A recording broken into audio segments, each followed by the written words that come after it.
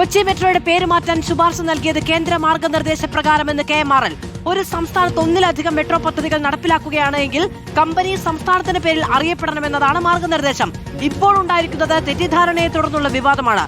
Kochi metro എന്നുള്ള പേര് തുടരും. കേന്ദ്ര നിർദ്ദേശപ്രകാരമെന്ന മനോരമ പത്രത്തിലെ വാർത്ത തെറ്റാണ് എന്നും KMRL വ്യക്തമാക്കിയിട്ടുണ്ട്. ശരൺ വിവരങ്ങളുമായി ചേരുകയാണ്. ശരൺ, ഇന്നലെ ലോക്നാഥ് ബെഹ്റ അടക്കം പറഞ്ഞത് ഒരു ശുപാർശ മാത്രമാണ് നൽകിയത് എന്നുള്ളതാണ്.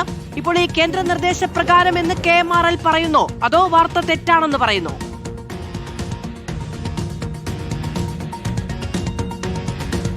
Madhu, Kochi metro rail limited എന്നുള്ള പേര് അത് കേരളം മെട്രോ റെയിൽ ലിമിറ്റഡ് എന്നാക്കണമെന്നുള്ളത് സംബന്ധിച്ച ഒരു ശുപാർശയാണ് കഴിഞ്ഞ ദിവസം KMRL സംസ്ഥാന സർക്കാരിന് നൽകിയിരുന്നത്. ഇതാണ് പിന്നീട് വലിയ വിവാദത്തിലേക്ക് നയിച്ചിരുന്നത്. ഇന്നലെ മുഖ്യമന്ത്രി ഇതിൽ അതൃപ്തി പ്രകടിപ്പിച്ചുകൊണ്ട് രംഗത്തെത്തുകയും ചെയ്യുന്നു. അദ്ദേഹം പ്രധാനമായും പറഞ്ഞത് കൊച്ചി മെട്രോ എന്നുള്ള പേര് മാറ്റുന്നത് സർക്കാരിന്റെ പരിഗണനയിലില്ല എന്നുള്ളതാണ്. ഇതോടൊപ്പം തന്നെ KMRL യാതൊരു വിധത്തിലുള്ള കൂടിയാലോചനയും നടത്താതെയാണ് ഈ വിവരം പുറത്തുവിട്ടെന്നുള്ള ആക്ഷേപം കൂടി അദ്ദേഹം ഉന്നയിക്കുകയും ചെയ്തു. അതിന് പിന്നാലെ ഇന്നലെ രാത്രി ഈ KMRLന്റെ ഭാഗത്തു നിന്നൊരു വിശദീകരണ കുറിപ്പ് വന്നിരുന്നതാണ്. അവർ പറഞ്ഞത് കൊച്ചി മെട്രോ എന്നുള്ള പേര് തുടരും, ഏതെങ്കിലും വിധത്തിലുള്ള മാറ്റം വരണമെന്നുണ്ടെങ്കിൽ അത് സംസ്ഥാന സർക്കാരിന്റെ പൂർണ്ണ സമ്മതത്തോടു കൂടി മാത്രമേ സംഭവിക്കൂ എന്നുള്ളതാണ്.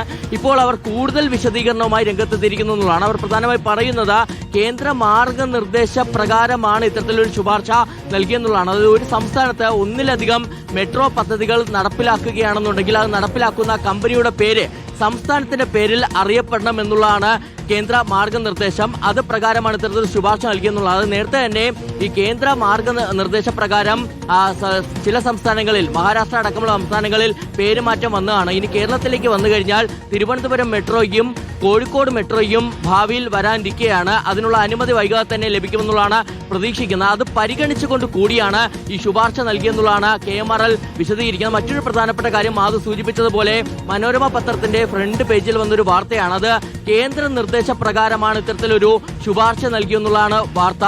എന്നാൽ അത് തെറ്റാണ് എന്നുള്ളതാണ് KMRL വാർത്താക്കുറിപ്പിൽ പറയുന്നത്. അവർ പറയുന്നത് കേന്ദ്ര നിർദ്ദേശമല്ല, മറിച്ച് കേന്ദ്ര മാർഗനിർദ്ദേശമാണ് ഇത്തരത്തിലൊരു ശുപാർശയിലേക്ക് നയിച്ചെന്നുള്ളതാണ്.